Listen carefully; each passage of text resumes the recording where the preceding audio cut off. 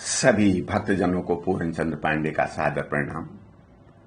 भक्तजनों, मैं आज आपको भगवान श्री कृष्ण द्वारा गोवर्धन पर्वत को जो उठाया गया है उसके बारे में बताना चाहता हूं। गोवर्धन धारण की कथा आप ध्यानपूर्वक सुने। भगवान श्री कृष्ण की अद्भुत लीलाओं को देखकर समस्त गोपों को विश्वास तो हो ही गया कि यह कोई साधारण बालक नहीं है।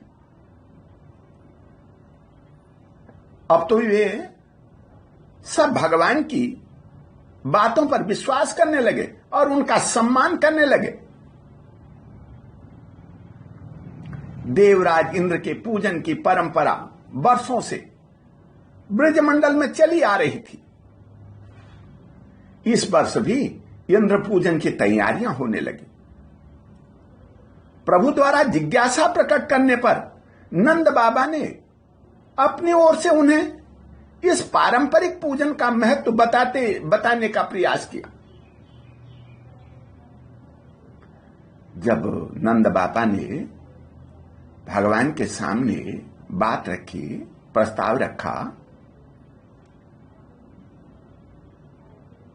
श्री कृष्ण भगवान ने कहा, गोवर्धन पर्वत की हरी भरी घासों को खाकर हमारी गौएं तृप्त होती हैं। उन गौओं से प्राप्त दूध, दही, माखन आदि से हमारा पोषण होता है। इसलिए हम सबके असली देवता तो पर्वतराज गोवर्धन ही है। पर्वत भी हम सबको इन्हीं का करना चाहिए, पूजन भी हम सबको इन्हीं का करना चाहिए। प्रभु के प्रस्ताव का सबने समर्थन किया। देवराज इंद्र के लिए जुटाई गई सब सामग्रियां गिरिवर गोवर्धन को अर्पित की जाने लगी। स्वयं भगवान श्री कृष्ण ने ही गोवर्धन का साकार रूप धारण करके नैवेद्य भोग लगाया। किंतु यह सब देख करके देवराज इंद्र क्रोधित हो गए।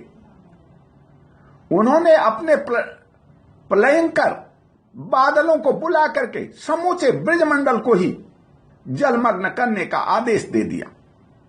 फिर क्या था, मूसलाधार वर्षा प्रारंभ हो गई।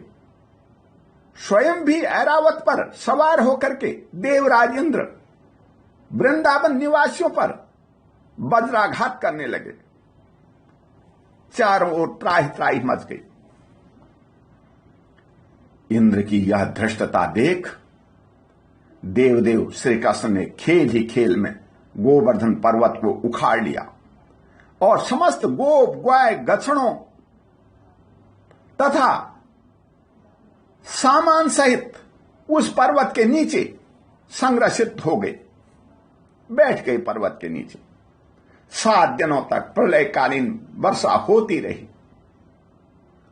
किंतु ब्रजमंडल का बाल भी बांका नहीं हुआ। इंद्र का गर्व दूर हो गया। प्रभु के चरणों में गिरकर उन्होंने क्षमा याचना की।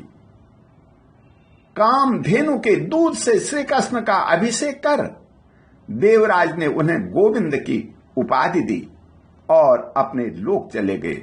इसी के साथ बोल श्री कृष्ण भगवान की जय।